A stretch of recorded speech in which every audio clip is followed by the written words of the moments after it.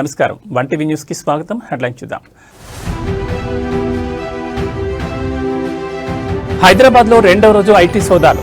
పిస్తా house, Mehfil, షాగ్ house యజమానుల ఇళ్లలో IT rides. Encounter భయం ఉంటే లొంగిపోండి, మావోయిస్టులకు ఇంటెలిజెన్స్ ఏడీజీ మహేష్ చంద్ర హెచ్చరిక.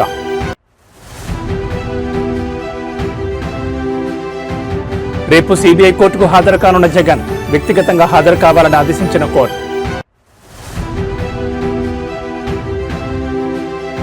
గ్రూప్ 2 సెలక్షన్ లిస్టు రద్దు చేసిన తెలంగాణ హైకోర్టు. టీజీపీఎస్సీ పరిధి దాటి వ్యవహరించిందన్న ధర్మాసనం.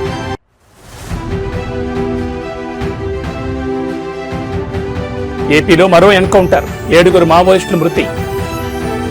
ఇక డీటెయిల్స్ చూస్తే హైదరాబాద్లో రెండవ రోజు ఐటీ సోదాలు కొనసాగుతున్నాయి. నగరంలోని పలు చోట్ల సోదాలు కొనసాగుతున్నాయి. పిస్తా హౌస్, మెహఫిల్, షాగ్ హౌస్ హోటల్స్ యజమానుల ఇళ్లలో సోదాలు జరుగుతున్నాయి. ఈ హోటల్స్ ఏటా 100 కోట్ల వ్యాపారం చేస్తున్నాయి.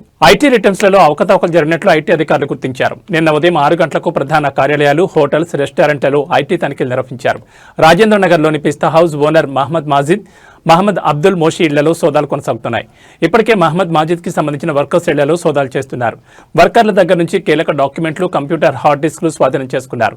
రికార్డులో చూపిన ఆదాయానికి నిజమైన ఆదాయం మధ్య వ్యత్యాసం గుర్తించారు. ట్యాక్స్ చెల్లింపులో తేడాలను గుర్తించారు. షాగోస్ హోటల్స్లో నిన్న రాత్రి 10 గంటల వరకు కొనసాగిన ఐటీ సోదాలు తాజాగా ముగిశాయి.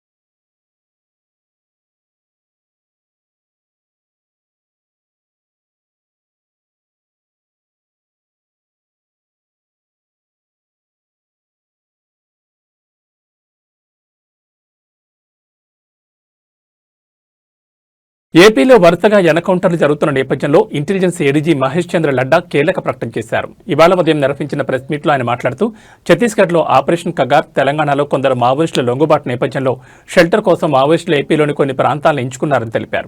కొన్నాళ్లు షెల్టర్ తీసుకున్నాక ఇతర సరిహద్దు రాష్ట్రాలకు వెళ్లాలని ప్లాన్ చేసుకున్నారని వివరించారు. మావోయిస్టులు లొంగిపోవడానికి వస్తే స్వాగతిస్తామని తెలిపారు. 2026 మార్చి నాటికి ఆపరేషన్ కగార్ను ముగిస్తామని, ఈలోగా ఎవరికైనా ఎన్కౌంటర్ భయం ఉంటే మీడియా ద్వారా లొంగిపోవచ్చని సూచించారు. రాష్ట్రంలో ఇప్పటివరకు 50 మంది మావోయిస్టులను అరెస్ట్ చేశామని తెలిపారు. లొంగిపోయిన మావోయిస్టులు ఎవరిని తాము ఎన్కౌంటర్ చేయలేదన్నారు. ఇంకా ఎవరైనా ఎక్కడైనా ఉంటే పోలీసులు ఎదుట లొంగిపోవచ్చని చెప్పారు. లొంగిపోయిన మావోయిస్టులపై ఉన్న రివార్డులను వారికే ఇచ్చి పునరావాసం కల్పిస్తామని హామీ ఇచ్చారు. Smooth execution from the field officers in the history of AP police and it's professionalism we did it and will continue to strive that AP becomes a Maoist free state. కొంతమంది నిన్న నాకు కూడా చెప్పారు. ఆ తర్వాత I have seen in media that how many people, so many people can come and stay here and police is not aware. I would say it's not correct. We had our intelligence, we were keeping a track, we were waiting for the right opportunity because we wanted to know వాళ్ళు ఏమి చేయగలుగుతారు, వాళ్ళ plan ఏమి, ఎందుకు ఇక్కడ వస్తున్నారు, ఫ్యూచర్లో ఏమి ఎక్కడెక్కడ పోతారు, ఇవన్నీ దృష్టి వల్ల we were just keeping silent and observing everything. So I assure all people of Andhra Pradesh that AP police, our intelligence network, all we are alert. We are here to safeguard the state the best possible way. ఈ arrest వల్ల భయపడాలికి అవసరం లేదు. YCP అధినేత మాజీ ముఖ్యమంత్రి YS Jaganmohan Reddy సుదీర్ఘ కాలం తర్వాత అక్రమాస్తుల కేసులో రేపు హైదరాబాద్లోని సీబీఐ ప్రత్యేక కోర్టు ఎదుట వ్యక్తిగతంగా హాజరు కానున్నారు. ఈ కేసులో వ్యక్తిగత హాజరు నుంచి మినహాయింపు ఇవ్వాలంటూ ఆయన దాఖలు చేసిన పిటిషన్ను సీబీఐ తీవ్రంగా వ్యతిరేకించడంతో కోర్టు ఈ మేరకు ఆదేశాలు జారీ చేసింది. గత 6 ఏళ్లుగా జగన్ కోర్టుకు ప్రత్యక్షంగా హాజరు కాలేదని, ప్రస్తుతం ఈ కేసుల్లోని డిశ్చార్జ్ పిటిషన్లపై రోజువారీ విచారణ జరుగుతున్నందున ఆయన భౌతికంగా హాజరు కావడం తప్పనిసరని సీబీఐ వాదించింది.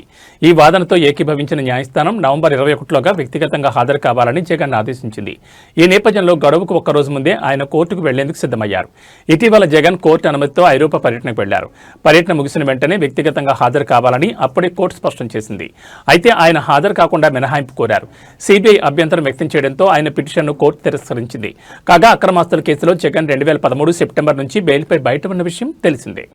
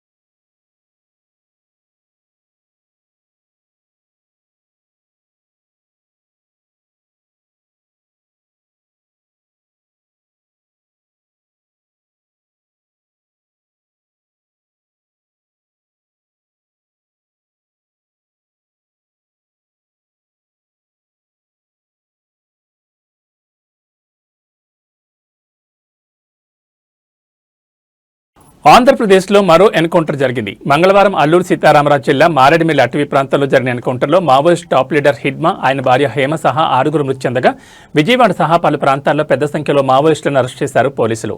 అయితే ఈ రోజు మారేడుమిల్లి అటవీ ప్రాంతంలో మరో ఎన్కౌంటర్ జరిగింది. తాజా ఎన్కౌంటర్లో 7గురు మావోయిస్టులు మృతి చెందారు. మృతుల్లో మావోయిస్ట్ కీలక నేతలు ఉన్నట్లుగా తెలుస్తోంది. ఇవాళ కూడా ఎన్కౌంటర్ జరిగిందని, అందులో 7గురు మావోయిస్టులు మృతి చెందారని ధృవీకరించారు. ఏపీ ఇంటెలిజెన్స్ చీఫ్ లడ్డా మృతుల్లో మావోయిస్ట్ నేత దేవ్జీ ఉన్నట్లుగా సమాచారం అందుతుండగా తాజా ఎన్కౌంటర్కు సంబంధించిన పూర్తి వివరాలను మళ్లీ ప్రకటిస్తామని తెలిపారు ఇంటెలిజెన్స్ చీఫ్ లడ్డా. సార్, ఈరోజు ఎర్లీ అవర్స్లో ఎన్కౌంటర్ మళ్ళీ ఏజెన్సీలో జరిగిందని 6 to 7 మెంబర్స్ చనిపోయారు అంటున్నారు. సార్, ఈరోజు ఎర్లీ అవర్స్లో మళ్ళీ ఎన్కౌంటర్ జరిగిందంటున్నారు, నిజమేనా? Just now I got information. Yes, there is a exchange of fire has happened. Still going on. Probably they say 6 to 7 members would have been killed, But give me 5-10 minutes, probably I'll be able to tell sir you. అందులో ముఖ్య నాయకులు ఉన్నారంటున్నారు నిజమేనా sir? ప్రధానంగా No, Longipoli, we are not aware about his whereabouts. లేదా లొంగిపోయారు కాదు, మేము arrest చేసాము. లొంగిపో కాదా? యా,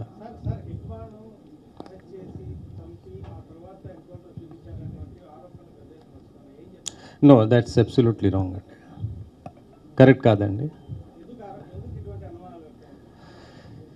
అనుమానం ఏపీసీఎల్సీ వీళ్ళు ఉన్న వాళ్ళ పని ఏదో ఒక జరిగితే something they will have to keep themselves busy కదా.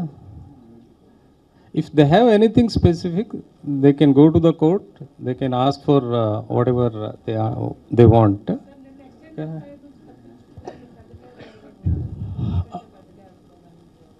ఉన్నారు వాళ్ళు, again the state committee and central committee members దాంట్లో ఉన్నారు. ఎగ్జాక్ట్లీ హూ వాజ్ దేర్ ఆ ఇన్ఫర్మేషన్ కూడా, మా ఇన్ఫర్మేషన్ ఏమంటే కొన్ని పెద్ద కార్డర్లు ఆ ఏరియాలో వస్తున్నారా, తిరుగుతున్నారా, that was the information. So definitely we expect there may be a big కార్డర్.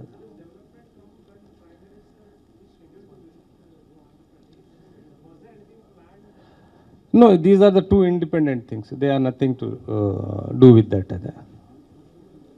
ఎవరైతే మావోయిస్టులకు ఆశ్రయం కల్పిస్తున్నారో వాళ్ళకి మీరు ఎలా వార్న్ చేస్తారో అదేవిధంగా ఇప్పుడు వరకు ఆశ్రయం I can suggest them, I request them, please come and surrender. Government is వాళ్ళ మీద ఉన్న సరెండర్ అమౌంట్ కూడా వాళ్ళకి ఇచ్చి రీహాబిలిటేషన్ కోసం skill and area committee members 19,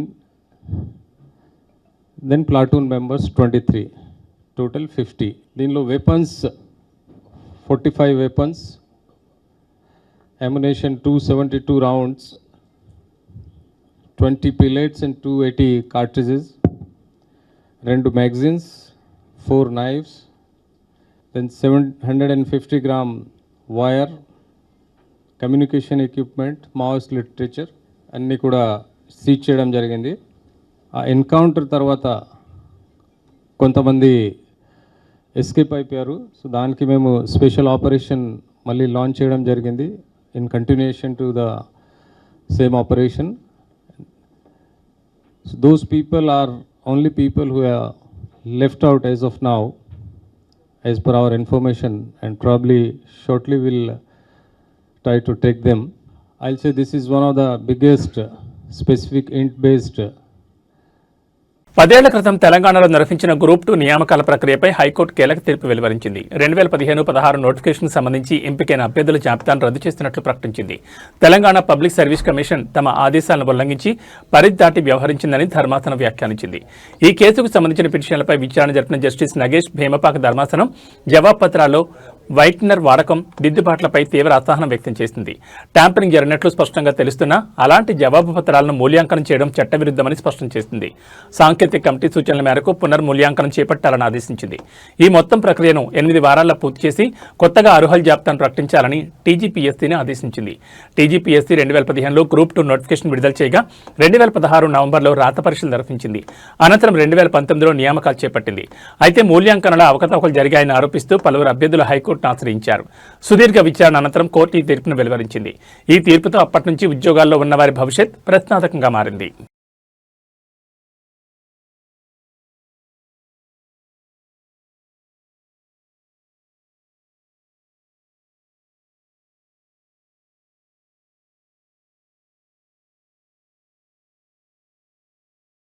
నిన్న ఏపీ పోలీసుల చేతిలో హతమైన హిడ్మా గురించి ఆసక్తికర విషయాలు వెలుగులోకి వస్తున్నాయి. గత కొన్ని రోజులుగా లొంగిపోయే ప్రయత్నం చేసినట్లు తెలిసింది. ఈ మేరకు తన ఆలోచనలు, నిర్ణయాలపై బస్తర్లో ఉన్న ఒక జర్నలిస్టుకు హిడ్మా లేఖ రాశారు. తన చివరి లేఖలో ఆయుధాలు విడిచేందుకు ఆలోచిస్తున్నట్లు పేర్కొన్నాడు. ఆంధ్రప్రదేశ్కు రావాలని నవంబర్ 10న జర్నలిస్టుకు రాసిన లేఖలో పేర్కొన్నాడు. ఎక్కడ లొంగిపోవాలన్నది నిర్ణయించాల్సి ఉంది.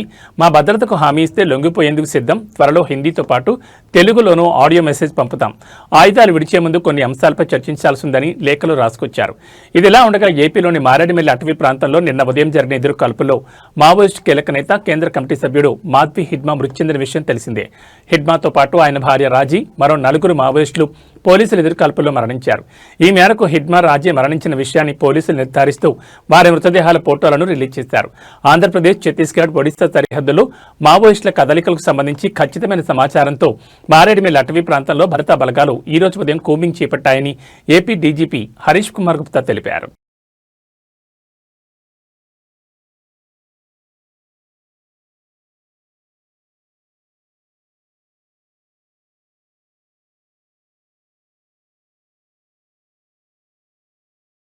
బోర్డులు ఆల్రెడీ ప్రింటింగ్తో తయారు చేయించారు బ్యానర్లో. ఇప్పుడు ఇది మనకు సెట్ సరిపోతుంది. ఒక సెట్ సార్ బ్యాక్ సైడ్ పెట్టాలి. ఒక సెట్ అది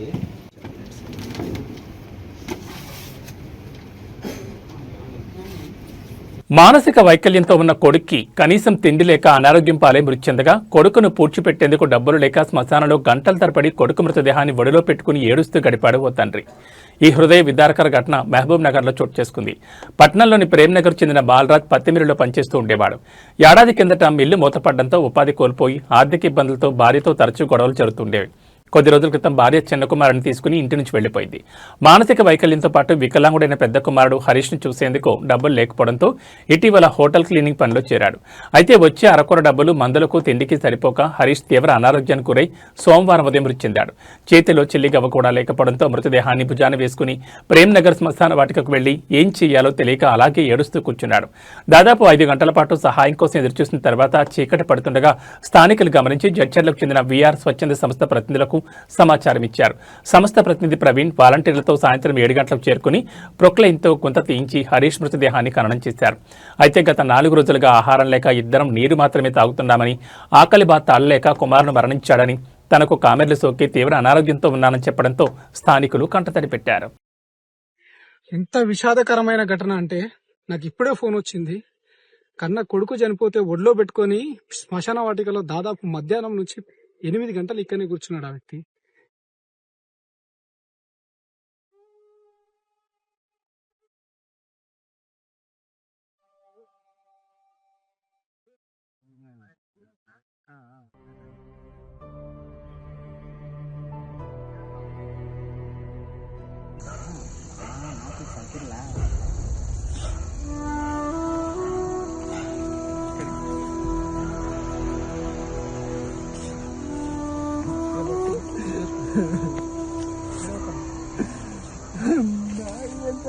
నీకు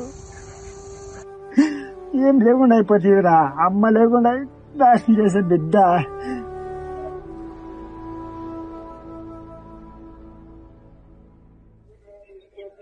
ఉండలేనా, ఏం బాధపడకుండా కొంచెంసేపు ప్రశాంతంగా ఉండాలి.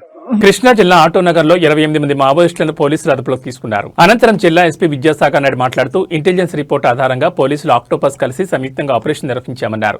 28 మంది మావోయిస్టులను అదుపులోకి తీసుకున్నట్లు చెప్పారు. ఇందులో దేవ్జీ అనుచరులు 9 మంది ఉండగా మిగతా 19 మంది హిడ్మా దళానికి సంబంధించిన మావోయిస్టులను తెలిపారు. ఈ క్రమంలోనే ఆయుధాలు కూడా స్వాధీనం చేసుకున్నట్లు పేర్కొన్నారు. ఈ ఆపరేషన్లో సుమారు 200 మంది పాల్గొన్నామన్న ఎస్పీ విద్యాసాగర్ పూర్తి వివరాలు విచారణ అనంతరం వెలువరిస్తామని తెలిపారు. స్విఫ్ట్ ఆపరేషన్ చేసుకుని సార్ ఇంకా ఎంత టైం సార్ 15 రోజులు వాళ్ళు ఇక్కడ ఉంటా ఉన్నారు సార్. సార్ 15 రోజులు ఇక్కడ ఉంటా ఉన్నారు కదా వాళ్ళు. ఇప్పుడు దాకా పోలీసులకు అనుకోవాలి, మీరు నిఘా వైఫల్యం అనుకోవాలా? నిఘా బాగా పనిచేస్తుంది కాబట్టి పట్టుకోగలేం కదా. 15 రోజులు మీరు ఎలా చెప్తారు? మీకు తెలుసా 15 రోజులు ఫస్ట్ డే నుండి ఉన్న మీకు ఇన్ఫర్మేషన్ ఉంటే మీరు రండి, మేము విచారించి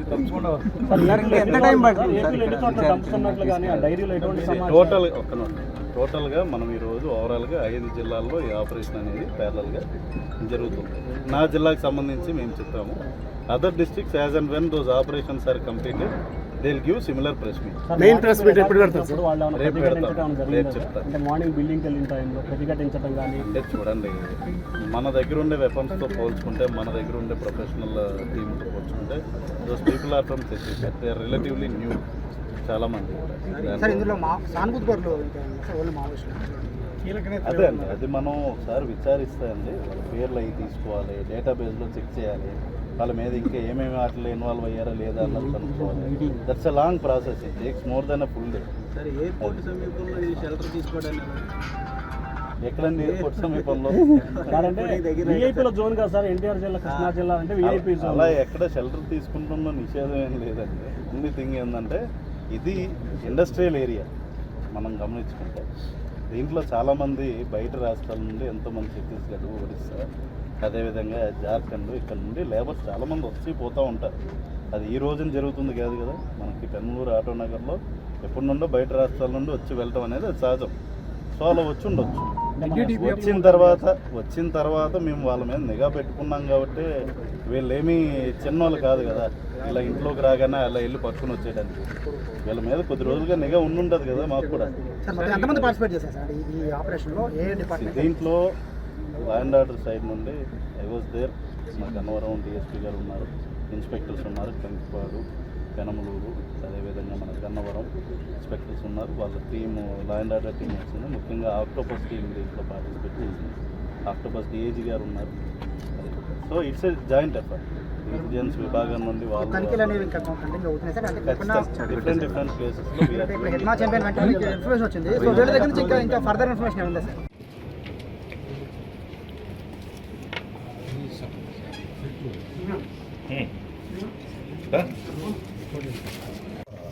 అది కోన్ కూడా ఒకటి చేయండి సార్ నాకు. ఇయేమో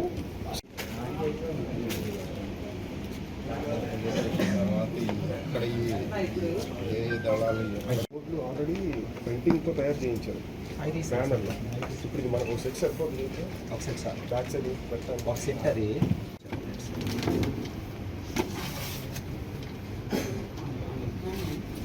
ఆముదం గింజల నుంచి అత్యంత ప్రమాదకర విషం తయారు చేసి అమాయకుల ప్రాణాలు తీయాలని చూసిన ఉగ్రవాది అహ్మద్ మొహియుద్దీన్ సయ్యద్ పై జైల్లో దాడి జరిగింది. అహ్మద్ను యాంటీ టెర్రరిస్ట్ స్క్వాడ్ పోలీసులు అరెస్ట్ చేసి జైలుకు తరలించిన విషయం తెలిసిందే. ప్రస్తుతం అతను గుజరాత్లోని సబర్మతి జైల్లో హై సెక్యూరిటీ బ్యారక్లో ఉన్నాడు. అయితే ఏం జరిగిందనే విషయంపై పూర్తి సమాచారం లేనప్పటికీ అహ్మద్పై తోటి ఖైదీలు దాడి చేసి తీవ్రంగా కొట్టారని తెలుస్తోంది. ఈ ఘటనపై దర్యాప్తు జరుపుతున్నామని, ఖైదీలు ఎందుకు దాడి చేశారనే విషయంపై ఆరా తీస్తున్నట్లు జైలు అధికారులు తెలిపారు. ఖైదీలు మూకుమ్మడిగా దాడి చేయడంతో అహ్మద్ ప్రాణాలు కాపాడేందుకు పోలీసులు జోక్యం చేసుకోవాల్సి వచ్చిందని సమాచారం. దాడి గురించిన సమాచారం అందిన వెంటనే గుజరాత్ యాంటీ టెర్రరిజం స్క్వాడ్ బృందం సబర్మతి జైలుకు చేరుకుంది. దాడి ఎలా, ఎందుకు జరిగిందనే అంశంపై దర్యాప్తును ప్రారంభించింది.